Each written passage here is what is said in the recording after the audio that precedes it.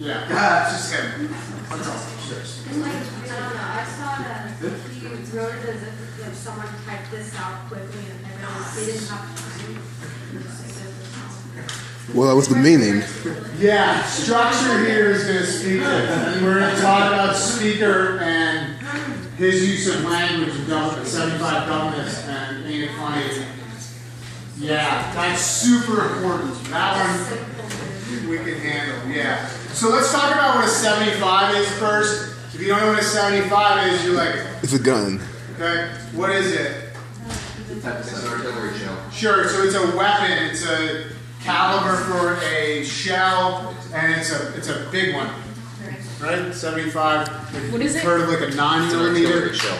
So if you don't know what a 75 is, then that might have like just changed your opinion on it. So he is killed by an artillery shell. A 75 done this. The right way to say that is a 75 did this. So why is he using bad grammar? Is he just bad grammar? Maybe. Obviously, well, possible. But it's not. Why? Maybe because the pain of the artillery shell blowing up her face kind of. Well, the guy speaking is not dead. It sounds like we're speaking about this. So didn't they like sort of join the army when they were still in war or something? So I mean, Yeah. it could be like he was young, he wasn't really they're like uneducated. But he's like So 18. you're talking about, I don't know whether this would probably be in context or structure here, right? The majority of the soldiers fighting in the trenches here are, yes, either uneducated, certainly not having extensive formal schooling, and so the idea is that you would give the speaker like an actual voice. And so you have these grammatical errors. The 75 done this, he says ain't. I think there's another grammatical error that's it's intentional, right? What's that? Yeah, we was buddies. So you have these sort of atypical grammatical issues, but the intent there is to give the speaker like a real voice. We're going to read another poem that's written in, it's supposed to be written in like blue-collar British accent. It's actually a little hard to read because you kind of like it's a little random. The intent is to give the speaker like a real voice. This is a real soldier talking about a real friend who was killed and sending his body back to his mother. So it gives the speaker voice just using that diction. Okay. Figurative language.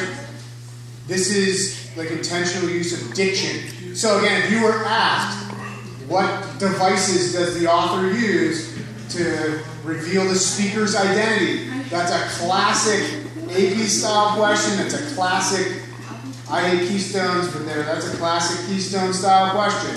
What techniques does the author use to develop the speaker? Diction is a really important one here. The words are chosen on purpose. The language is on purpose. Okay? That make sense? So diction is a purposely odd structure. Not necessarily odd, but like really formal language for someone who's intelligent, right? But really, in this case, sort of uneducated language for somebody who's uneducated. It's just intended to reveal the speaker maybe more thoroughly. So I have two things to say. I couldn't figure out, so I had to draw lines of like where the Yeah. I couldn't figure out I used to know him, and then lift the poor, and then I put in parentheses, cuss tenderly, and then this side up handle. So this is interesting, right? Look at the breaks between the stanzas. I was going to say, it sort of sounds like somebody's writing this down for him, and he's crying. That's exactly how I would read it. So he's taking breaths. Yeah, or at least that like he's trying to put together these thoughts and he's struggling with it, right? And you're saying something like, lift the poor, and then... Yeah, just look at the breaks, right? My particular pal is the first break. I used to know. Every break is in the most like absurd spot, right? Handle with care. Send him home to his old mother. So like all the stanza breaks are between words that we would never break up. And it is that idea, to me anyway, that he's sort of grappling with what happened, or he is, maybe crying while he's telling the story, right? But it's obviously like structurally on purpose. And so we're going to get interrupted by the bell, but when we talk about, don't put stuff like, that was just like a, hey, it's going to happen thing. So when we talk about you writing your poems without meter, this is intentional structure, regardless of whether it rhymes and has meter.